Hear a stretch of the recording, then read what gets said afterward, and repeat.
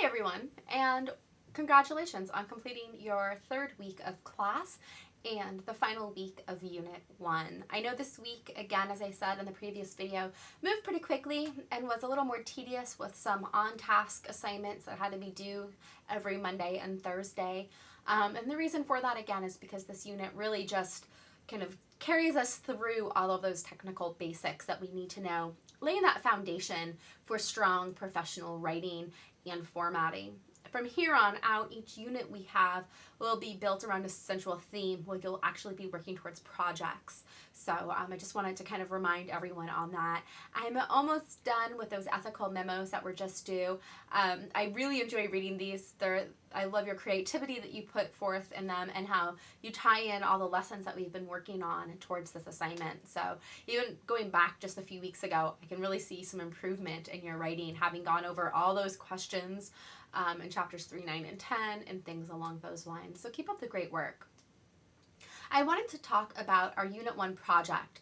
If you look on that dates and deadlines, you'll notice that that is due on Monday. However, update, I realize that this Sunday is Super Bowl Sunday. It is the Ski for Women. There's a ton of stuff that's going on that you're more than likely involved in. So what I thought would be a good idea is, instead of having you rush through these two documents and doing a haphazard job, that I would make those due on Thursday. So basically a week from today. And that means, though, I don't want you waiting until Wednesday to actually do it. I want you to start working on it this weekend. And then I want you to revise and edit those memos in order to work on the lessons that we've been talking about this unit: parallelism, concision, actually having subjects in your sentence, writing for the reader, not just the writer. And so I really want you to focus on the editing. So please, I'd like you to draft those copies this weekend, but knowing that nothing is probably going to happen for most of you on Sunday, and even probably the first half of Monday, I'm extending this until Thursday. So take Sunday and Monday to kind of get some space between your writing, your memos, and come back to it Monday evening, Tuesday, Wednesday to revise and edit those memos before submitting them. Okay, I'll update our calendar, but I want to let you know that I did make that adjustment because I realize that there's a ton going on this weekend. So let's go ahead and let's go into learning units and let's look at this assignment sheet again. So we're just in week 1 and we're coming to our technical basics assignment sheet here. And here are the things that I want you to pay attention to. Is I'm giving you everything that you need to be successful on this assignment on this page. So as you're writing and crafting your document, please make sure you're coming back to this page and actually reviewing it, having it next to you as you're drafting out your memos. You will be submitting 2 memos. If you look at the bottom of the page where it says the assigned chapters, you'll be doing 1 on chapter 4 and 1 memo on chapter 8.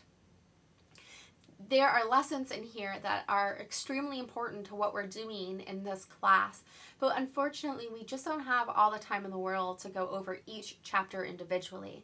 So this way you're still getting the lessons from the chapter that we're going to integrate into our upcoming units, okay?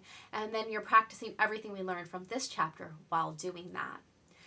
So each of these memos should be written in that strict memo format, going back to chapter 14. I want the header, I want it aligned the right way, and I want you to practice on that, having the statement of purpose, using headers, summary, discussion, questions, okay? It should highlight the chapter, some of the key terms of the chapter. It should include that real life event that relates to the chapter with some questions. Let's look at the more detailed information down here. So what I want you to do is, in your summary section of the memo, I want you to summarize the chapter. As you're doing this, feel free to practice bullet points and lists. That's perfectly fine. What I want to advise you against doing is simply taking the headings from the chapter and using them as your bullet points. First off, that's plagiarism, so please don't do that. And secondly, that doesn't really give us any information and doesn't show that you've synthesized and processed the information. okay? So I want it completely in your own words. I want enough information to convey to me that you understand these chapters, not that you can just take titles and headings and kind of put them into your paper. Okay, so I want more than an outline. I want you to actually summarize the chapter, practicing the skills that we've used. Then in that discussions section, I'd like you to offer some real life examples that relate to the chapter. It could be something that you have found in a magazine or a newspaper. It could be something that you learned in another class. It could be related to a real life work situation for you. So there's a lot of different ways that you can relate that to a real life chapter, a real life experience. And then finally, we're breaking away slightly from that traditional memo format. And instead of doing a recommendation section where you would recommend someone to do a course of action, what I'd like you to do is have a question section where you have two or three open-ended questions to really provoke a discussion. What was it that you found interesting or stood out to you in this chapter? What experiences do you have with this information? What things do you still want to know? Okay, so pose those kinds of questions. Again, those open-ended questions are more than simply that yes or no answer. Okay. As you're doing all of this, when you're summarizing, paraphrasing, quoting, please make sure that you're using APA citation. Okay, we have, I will produce a link on our blog if you have any questions. There's also a section in the back of the book on APA. So please make sure that you are citing properly. So there's 100 points, 50 points for each memo, and you can see that on the final page here. So please make sure that you take these seriously and that, again, you start drafting them this weekend and then get back to them maybe Tuesday or Wednesday. When you go to submit those, you're submitting these in a different area. So you're going to come over to communications and you're going to submit them into the discussion board area. When you're here, you're going to click on this link and you're going to create a thread. And your thread will have your name in the subject line and the chapter. Oops. Can't talk and type at the same time.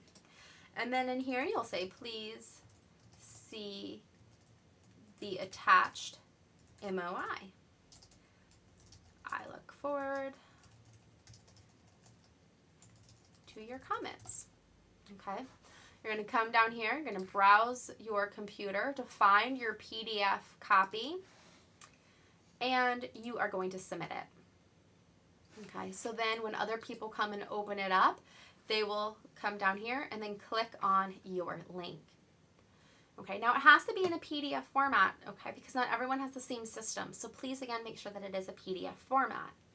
Now you'll notice on that assignment sheet that was up there that I ask you to engage with each other's memos of inquiry.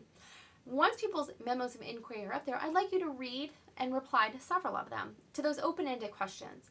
I'm not asking for a peer review, so this isn't post it and tell them that you missed a period here or I like what you had to say. But I really want you to engage with the material and reply back to their questions. Okay, so that's your space for doing so. And the points for that are part of the 100% discussion board points that we have for this semester. And the idea is you can also post your own questions maybe and start a dialogue, okay, that's happening with these chapters and how they're relating to real life experiences.